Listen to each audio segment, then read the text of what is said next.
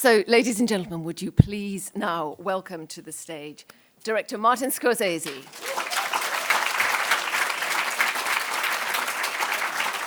Followed by Robert De Niro and Al Pacino.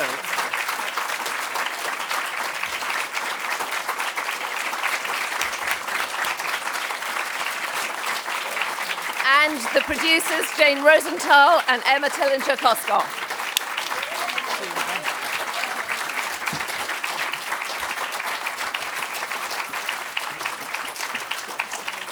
Oh.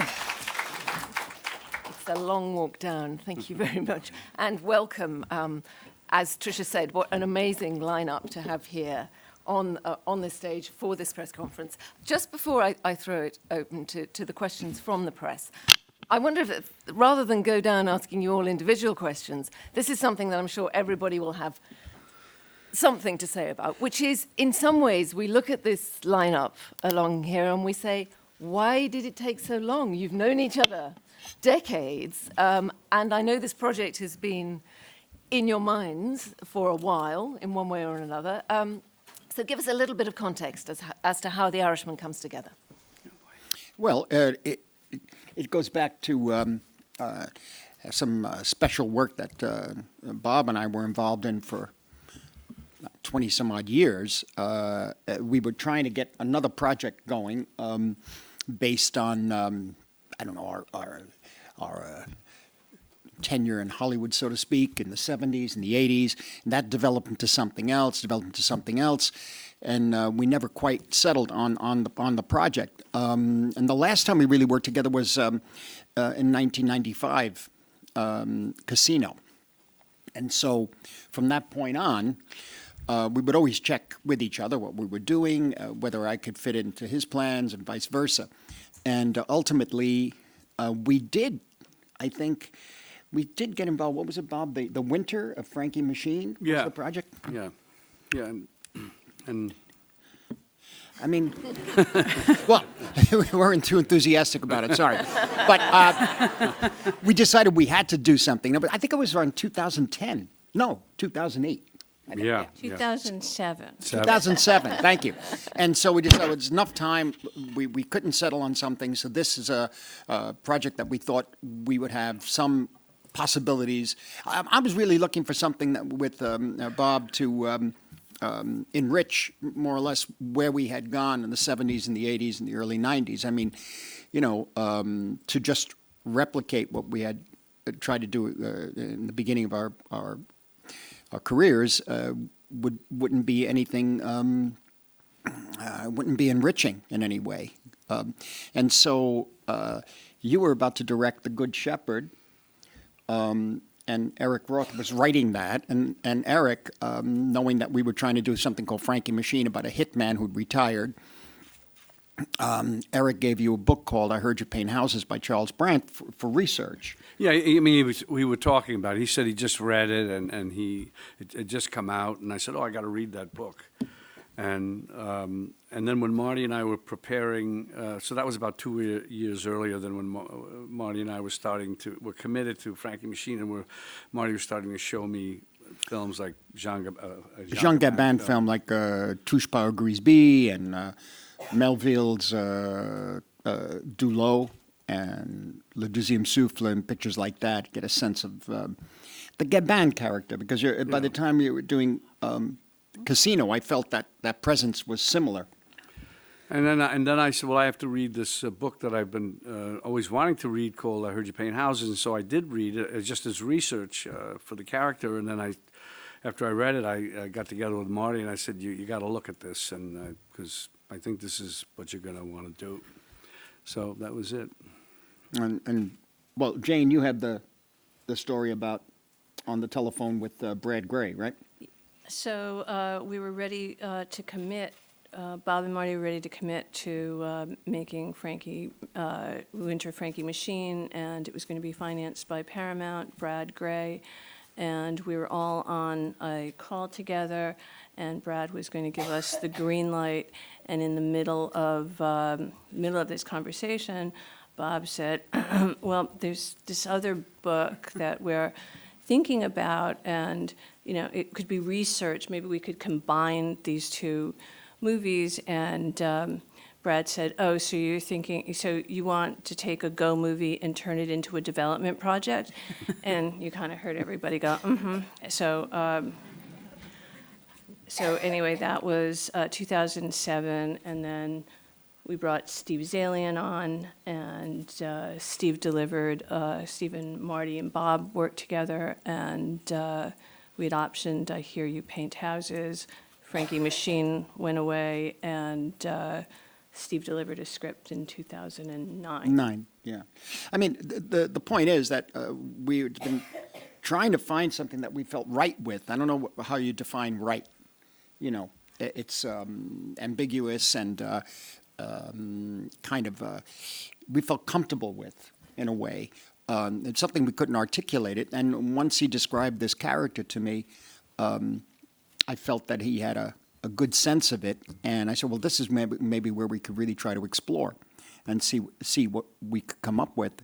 And it might really be of value ultimately for us as creative partners working together and getting Al involved, getting Joe Pesci involved, and the rest of the cast.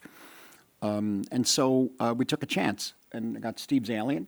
Zalian and I, we pulled together a wonderful script, and then it took a number of years because why? Well,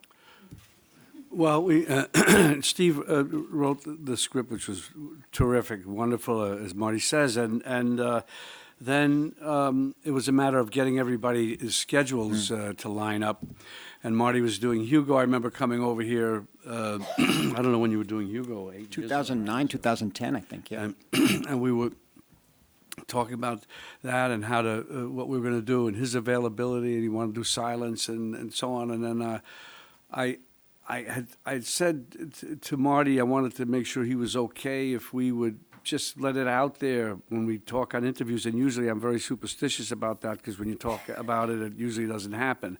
But I thought maybe in this case, since we had no backers, no people really interested, the idea that we were doing it with Al and Joe, that I cleared it with Marty, and then I talked to Joe and then Al about they're okay, and he mentioning that they're on board. So we did that, and then we had a reading of the script.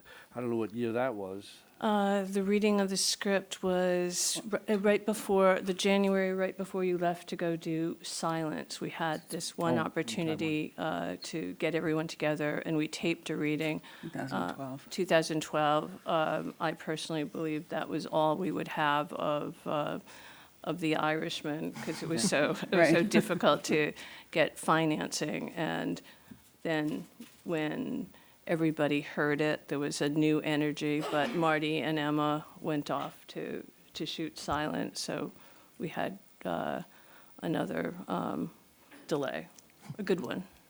A good one. So if I can bring Al Pacino in here. Jimmy Hoffa. So, what was your initial reaction to the idea of playing Jimmy Hoffa? It's me you're talking to? It is you, yeah. Well, it was, because I've known Marty and Bob very long time, and so when Bob came to me, called me about it, and it sounded really interesting, and the opportunity to work with them was, it was very important to me. I really wanted to, for years we almost worked together, Marty and I, at different things, and of course Bob and I have worked together. I mean, we've known each other, since we were young actors. So we we've worked together, so it was a good thing. Great. I don't know what else to I say. mean, Yeah, the Hoffa. first meeting we had about this with you, Al, was, and we talked about it in a hotel in L.A. Oh, that's right, the hotel, yes. Yeah. It's so coming back to me right now. I know. Well, it's so long ago. But the thing was, after the discussion, we talked a little bit, and then he looked at us and he said, "Is this going to happen?"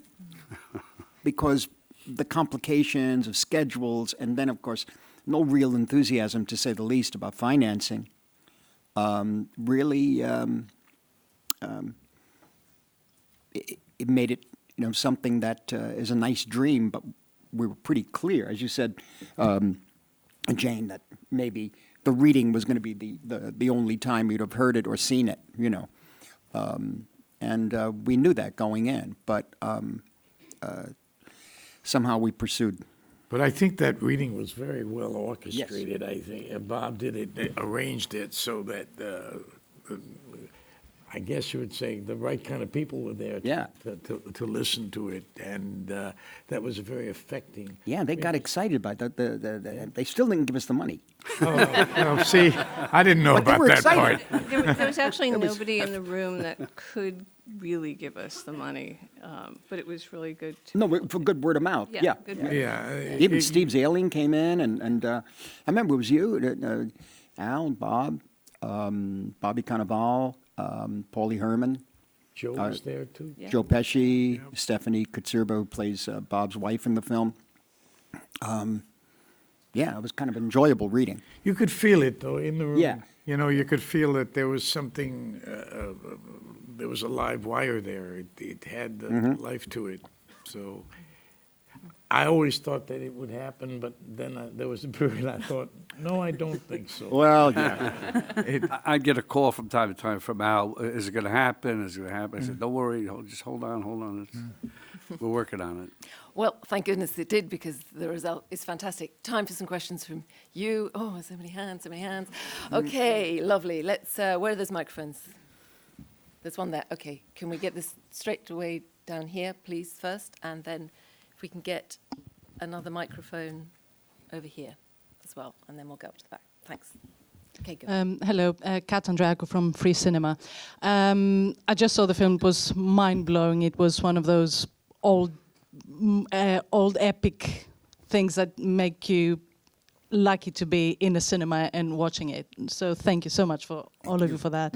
The question is, this is obviously a Netflix production, and it's coming out very shortly after it has its run in the cinemas, and it seems like a good collaboration at the moment between TV or internet companies with films, with the film industry. And there are, of course, some people who are naysayers. So what would you think, will we need to, at some point, redefine, perhaps, what is cinema? Well, okay, you're looking at me. Yeah, but I think we're redefining it now in such a way. I think it's not just an evolving of cinema, but it's a revolution. I mean, it's even bigger than the revolution that sound brought to cinema. It's the revolution of cinema itself back 120 years ago, 115 years ago. It's and we say the new technology, we bring in things that are unimaginable, and how not only is it something extraordinarily good for narrative films, put it that way, narrative stories told with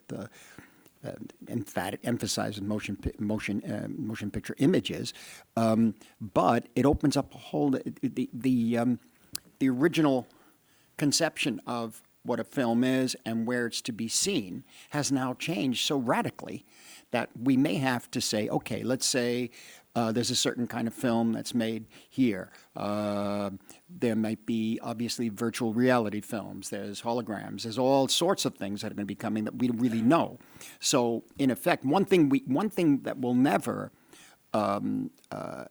something that should always be protected as much as possible, and I think will always be there, is a communal experience.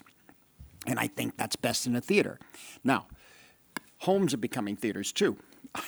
But it's a major change, and I think one has to keep an open mind. You know,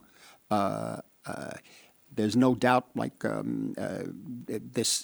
seeing a film with an audience is really important. There is a problem though, in that you have to make the film, and we run out of room, in a sense. There was no room for us to make this picture. And For many different reasons, I guess. And ultimately, there was a financial issue, too, in terms of the CGI that we did. And the reason why we went for CGI is kind of complicated because at a certain point, if I made the film earlier, they could have played younger. And then at a certain point, we missed that. And then they said, well, use younger actors to play them younger. And I said, well, what's the point of that? And back and forth. And finally, the CGI, and we tried it and said, oh, let's try. Let's see, let's experiment, open it up. I mean, CGI, to that extent, is really an evolution of makeup. Really. You know, you accept certain norms in makeup. You know he's not that old, she's not that young, but you accept that as a norm. I mean, you accept the illusion, so to speak.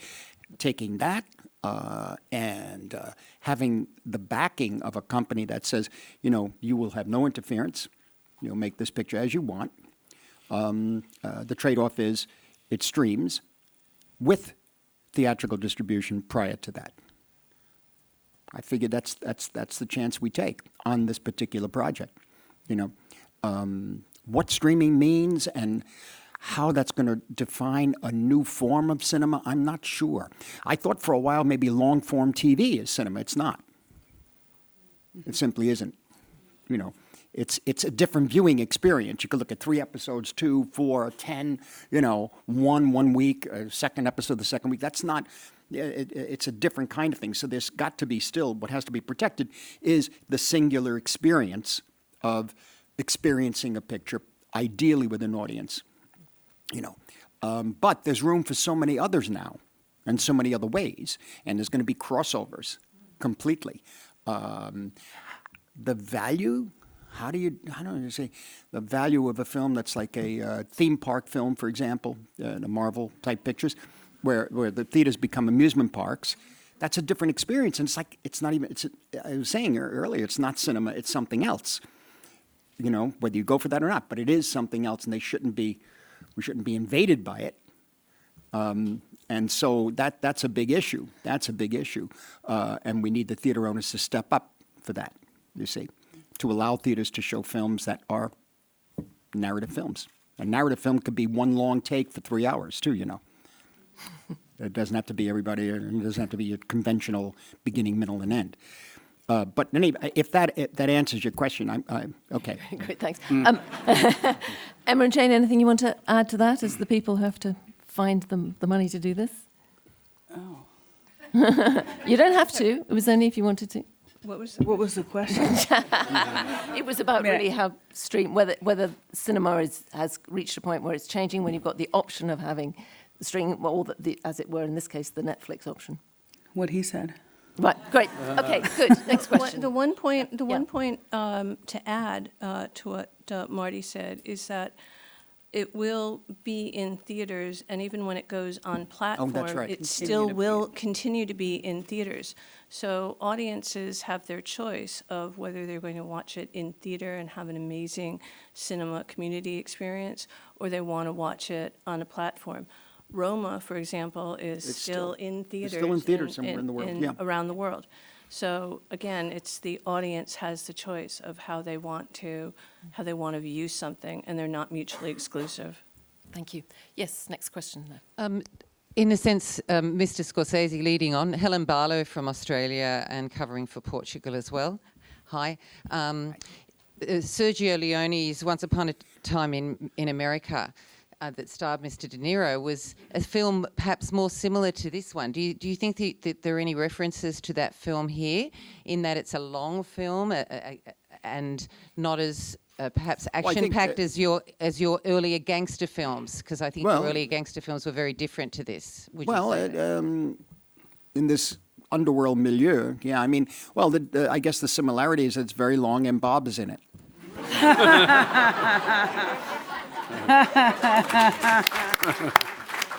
I mean, we love Leone, but there was no way that I was thinking I was doing Sergio. There's no way. I can't do that. You know, I just intuitively made the movie, and I told Bob when we were trying to get raise the finance. I said, I know how to do this. I said, I haven't thought. I know how to follow it through. And I just went with that. But how is it different to your earlier gangster films, though? How does it relate to them?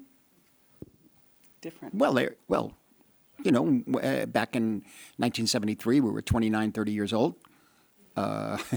Now we're much older. And so we hope that maybe the vantage point of time, that something has evolved and maybe deepened to a certain extent about life, really. And if that could be conveyed in the story and the performances and the way the film is put together, and that would be some sort of advancement rather than just replicating what we had done in the past.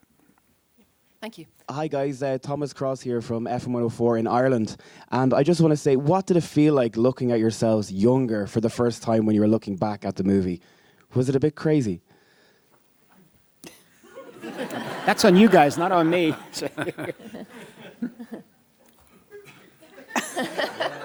Well, considering everything is crazy, Yeah.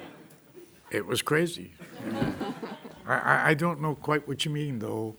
I'm sorry. What are you saying?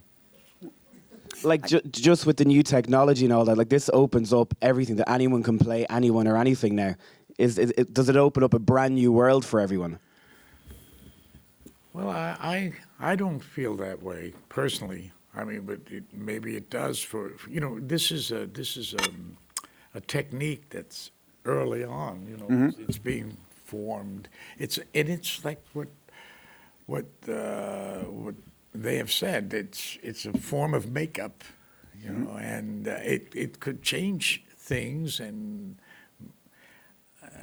but I don't think you feel that way as an actor. I think you feel that as an actor, you're playing a role, and a role that more than likely, hopefully, you're suited for. And so when you do that, you're all bets are off, really. I mean, it doesn't matter. I know it doesn't matter what you look like. This is sort of true in a way, because I saw the film.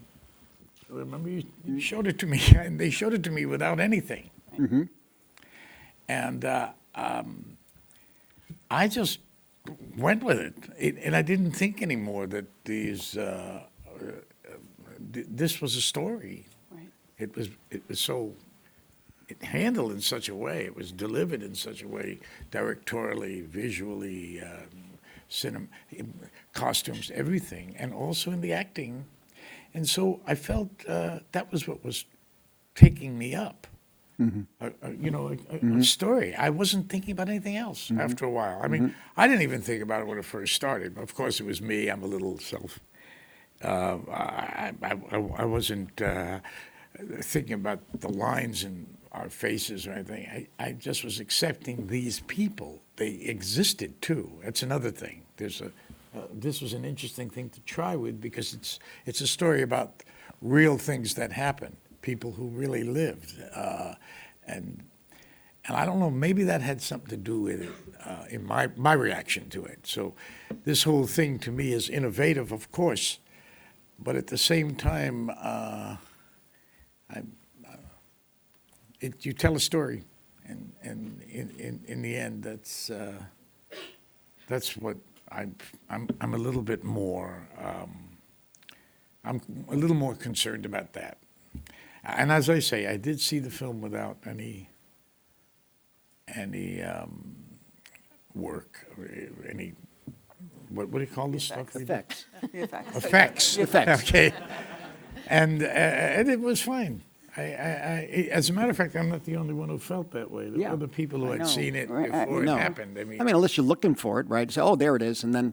I think it's really good that we have that in the film, that we have this potential, and it's exercised in the film, and it's stating what it's stating. In the old days, they'd put, some actor that we all knew and loved, and they'd put gray hair on him, and you'd say, oh, he got older. But you'd accept it, you'd accept it because it was makeup, and you went with it because it was in the story. I don't know what, I'm going too far here. That's great. I feel as though We'll I've go to dug the a next hole question. for myself Thank you. about something. I don't even know what. Bob, do you want to answer I'm that? sorry. Do you want to say a little about when you saw yourself Yeah. I always joke that my career will be extended another 30 years. No, it's a whole interesting thing because where it will evolve.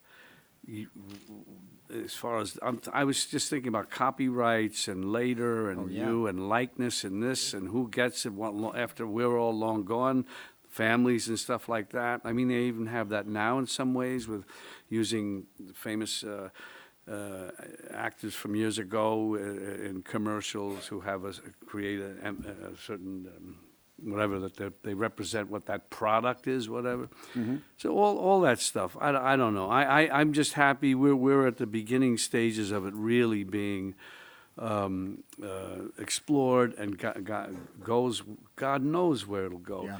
And what excited me about it was that Pablo Hellman was doing this thing and wanted to make it state of the art, the best it could be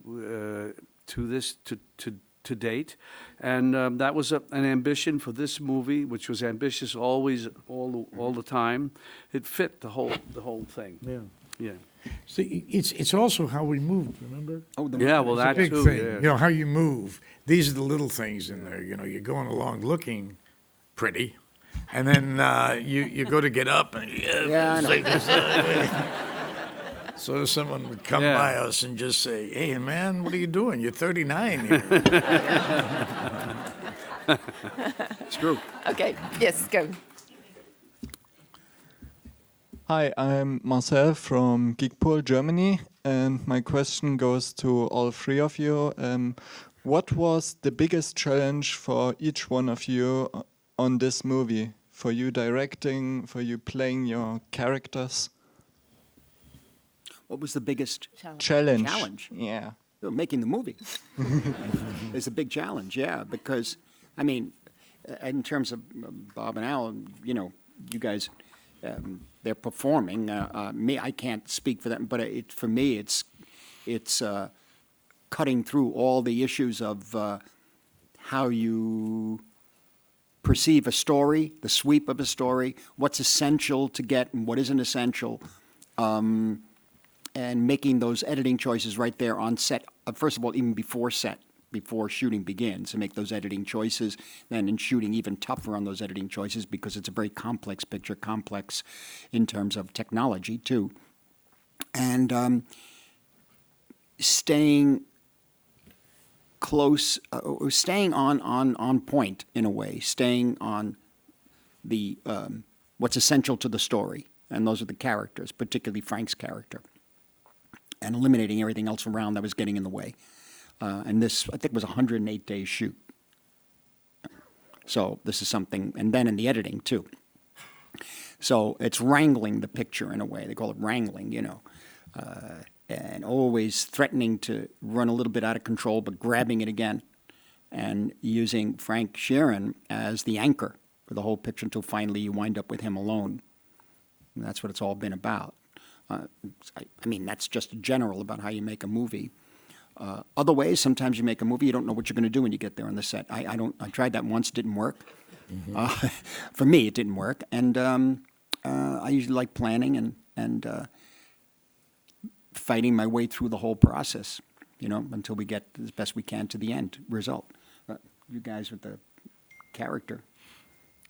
Yeah, and certain things with like Marty, we would every so often I would come in to narrate pieces that Marty figured that we had to sort of what do you call The it? voiceover. Voice over to give information or whatever, or sort of tightens whatever, and that's a normal part of making a movie. And this, you know. Yeah, you even went into the audio tracks, the tracks of Frank Sheeran's actual voice, telling Yes. stories, and every now and then we go and we pick. You Yeah, tell me pick stuff something. I say, out. "Oh yeah, it's interesting," and we'd fool around with that and try to find time to shoot it in the film. I'd give it to Emma and tell her, "Could you find some production time, please?" I'd say yes. Yeah. So was that your biggest challenge, Emma? helping Marty realize everything he, that was definitely. We'll try, yeah, and also. Because you is it- want them to, all of them to have the time specifically, It's the time the time is the problem, yeah. to create and the environment and the quiet, safe sort of space for them to do, and you don't want to rob them of that at all. So it's a challenge, but we had phenomenal partners, Netflix, the best, and we carved out that time and space, I hope. Hello. Eloise from Strand Magazine. Congratulations on the film. It was fantastic. So I just wanted to ask you guys, why do you think that we are constantly pulled back into talking about films about pain and trauma? And as in The Irishman, there's a lot on macro level with the president's assassination, etc. But it really does go into personal, individual pain. And I was just wondering, why do you think that is? Why do you think pain is important Is to important, storytelling? exactly. Yes. Pain, suffering, that idea, what makes an interesting story? I mean, what do you think, guys? Well, I mean, this was a simple story. It was about a guy who was caught between two people who were powerful people, and one of them was disappeared. We never knew what happened to him, really, to this day. The other one was also the Joe Gallo, referring to him. You still don't know who did that to him. It had that to hang on in some ways, this political, this grand story with these historical, if you want, type characters, and a simple story. And also, Bob, in terms of that, when you're talking about these guys, and then on the other level, you have JFK, Bobby Kennedy, Martin Luther King. You've got all this going on, and nobody knows really what happened there. And I always say, but would it make any difference now if we knew exactly who, when, how, and where? No. It's the dark forces that take over that are always present.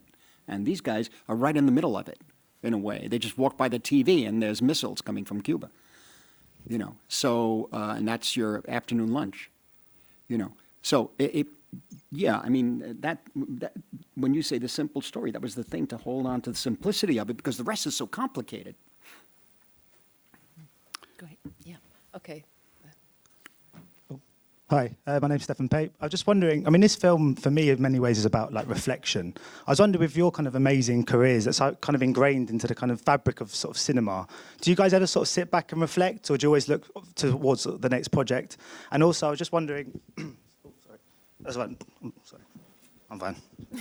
I can't remember part two. What happened? We're hanging on. You're just wondering what? Okay. It's the second part of the question. All right. That was the good part. So I got quite nervous. You guys are legends. All right, so the second part was, do you think you only could have made this film now because you've lived kind of fuller lives, that you're now in a position where you can you're in a position better place to sort of understand the texture of this narrative? You mean that we could have made this film earlier, would have been different? Well, yeah. I think absolutely. I mean, it's like I think it isn't. I don't think we all got together and said, let's make a movie and reflect. We're all sitting in the trailer like, this is like suddenly, as I say, it's intuitive, Then I think, well, Bob, Al, It was a movie that evolved. It would have. I mean, could it have been done earlier? Yes, but the story came out at a certain point. The book came out. That took so many years to evolve. We actually had problems getting the rights to the story. There was a lot of confusion there too. That took a bit of time.